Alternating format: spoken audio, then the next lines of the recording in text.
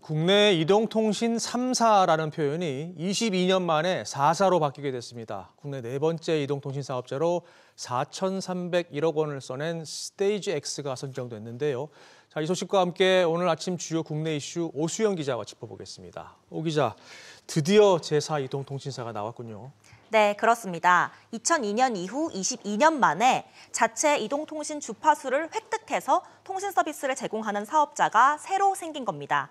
앞서 정부는 경쟁을 통한 통신비 인하를 위해 지난 2010년부터 2016년까지 7차례에 걸쳐 제4 이통사 선정에 나섰었지만 모두 실패했었습니다. 지난달 말 시작한 이번 경매에서도 우여곡절이 많았고 5일차였던 어제 밀봉 입찰을 통해 스테이지X가 새 이통사로 결정됐습니다. 낙찰가는 4,301억 원으로 기존 이통사 3사가 냈던 지난 2018년 낙찰가의 2배가 넘고 최저 경쟁 가격이었던 742억 원보다는 3,559억 원이 올랐습니다. 스테이지X는 당장 올해 낙찰가의 10%인 430억 원을 내야 되고요. 3년 안에 기지국 의무 수량 6,000대를 전국에 구축해야 합니다. 5G 28GHz 기지국 구축비는 대당 2천만 원에서 3천만 원 선이라서 장비 구매비까지 하면 3년간 최소 2천억 원이 필요하다는 계산이 나오는데 이 때문에 벌써부터 승자의 저주 우려가 나오기도 합니다. 그렇군요. 자, 다른 소식도 좀 짚어보죠. 새로 도입되는 국내 투자형 ISA의 납입 한도 또 비과세 혜택이 당초 계획보다 좀 커진다고요. 네, 그렇습니다. 국내 주식과 국내 주식형 펀드에 투자하는 국내 투자형 개인종합 자산관리 계좌가 신설되고 이 국내 투자형 ISA의 비과세 한도가 일반 ISA의 2배인 1,000만 원으로 예고됐던 것보다 더 커졌습니다.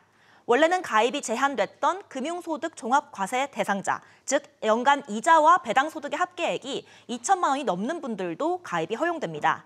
ISA는 비과세 혜택을 받으면서 예적금은 물론이고 국내 주식과 펀드, 리츠, 주가연계증권 ELS 등 다양한 금융자산에 투자할 수 있는 절세 상품입니다.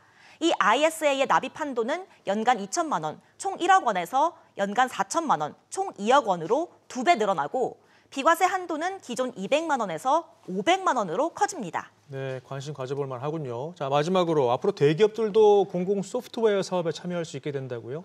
네, 그렇습니다. 지난해 잇따라 일어났던 초유의 행정전산 서비스 먹통 사고의 재발 방지 대책으로 정부가 700억 원 이상 공공 소프트웨어 사업에 대기업들의 참여도 허용하기로 했습니다. 삼성 SDS와 LG CNS, SK CNC 등 대기업 계열의 소프트웨어 사업자들도 앞으로 대형 사업에 입찰할 때 조건 없이 뛰어들 수 있게 됩니다. 지난 11년 동안 상호 출자 제한 기업 집단에 속한 대기업들은 원칙적으로 공공 소프트웨어 사업에 참여가 불가했는데요. 이 규제를 일부 푸는 겁니다. 그렇군요. 자, 오수영 기자 잘 들었습니다.